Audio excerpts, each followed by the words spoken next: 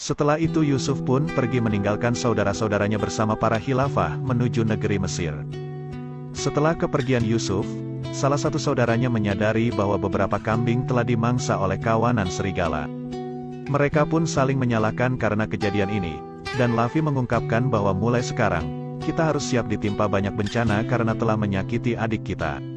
Yahuda yang sudah muak dengan Lavi pun langsung menyerang, dan terjadilah perkelahian antara mereka berdua.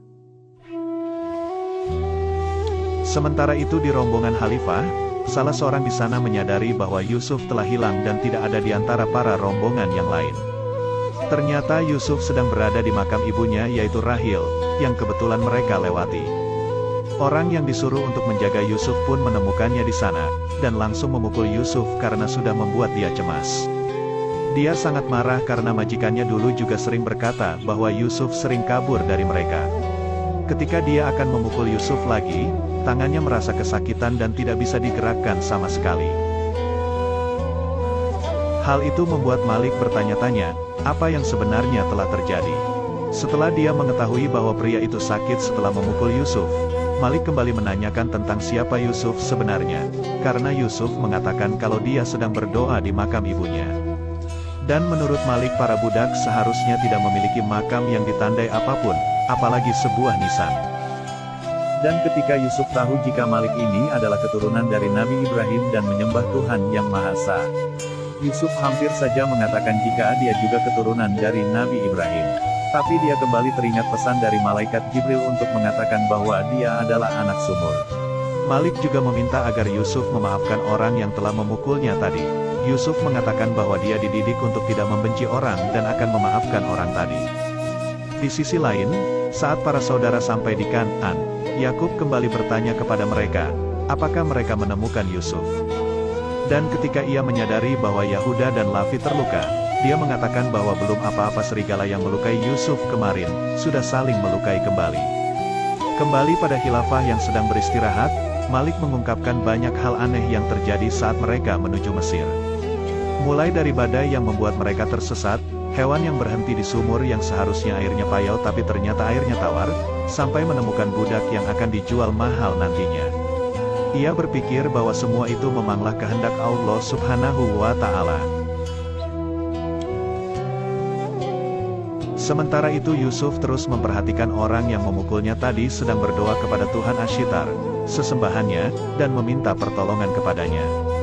Yusuf pun mulai berdoa kepada Allah untuk menyembuhkan tangan orang tadi, dan mulai memijat tangan orang itu. Dengan kehendak Allah, tangan orang itu sembuh dan kembali seperti semua. Orang itu pun langsung kaget dan menanyakan apa yang telah kamu lakukan, hingga membuat tanganku sembuh. Padahal Malik juga sering memijatnya tapi tidak berpengaruh sama sekali. Salah satu sahabat Malik yang dari tadi memperhatikan itu pun heran dengannya, dan menanyakan apa yang kamu lakukan tadi saat menatap langit. Apakah kamu penyembah bintang? Jawaban Yusuf tentang Tuhannya membuat sahabat Malik itu terkejut dan kagum, karena Yusuf yang masih kecil memilih Tuhan yang lebih hebat daripada Tuhannya, dan orang-orang lain. Orang yang tangannya sembuh itu pun langsung meminta maaf kepada Yusuf, karena tadi siang dia telah memukulnya. Yusuf sebenarnya rela dipukul oleh orang itu, jika nantinya dia akan mendapatkan hidayah dari Allah. Sahabat Malik tadi, juga memimpikannya Yusuf jika saat dalam melewati ladang yang tandus, ladang itu langsung ditumbuhi tanaman yang hijau, dan di atas kepala Yusuf ada awan yang memayungi dari terik matahari. Hal itu membuat dia mulai bertanya-tanya, siapakah sebenarnya Yusuf ini? Siang harinya, kejadian tadi malam itu diceritakan kepada Malik, tapi Malik mengira bahwa dia sembuh karena Yusuf sudah memaafkannya. Tapi sahabatnya mengira bahwa Yusuf ini adalah salah satu wali dari Tuhan. Tak berselang lama, ada seorang kakek-kakek yang sedang sakit, dan Malik mengira bahwa umurnya tidak akan panjang lagi. Yusuf yang merasa kasihan pun selalu menemani kakek itu dalam perjalanan dan selalu mendoakannya. Dia juga mengatakan kepada sang kakek, bahwa hidup dan mati adalah keputusan Allah, dan menyuruhnya agar tidak putus asa. Yusuf terus berada di sisinya dengan memijat-mijat sang kakek, dan dengan kehendak Allah kakek itu akhirnya bisa bangun dan bisa berjalan seperti layaknya saat dia sedang sehat. Sahabat Malik yang terkejut pun kembali menanyakan ke Yusuf, apakah dia yang menyembuhkan kakek itu, sama seperti dia menyembuhkan tangan Kitmir.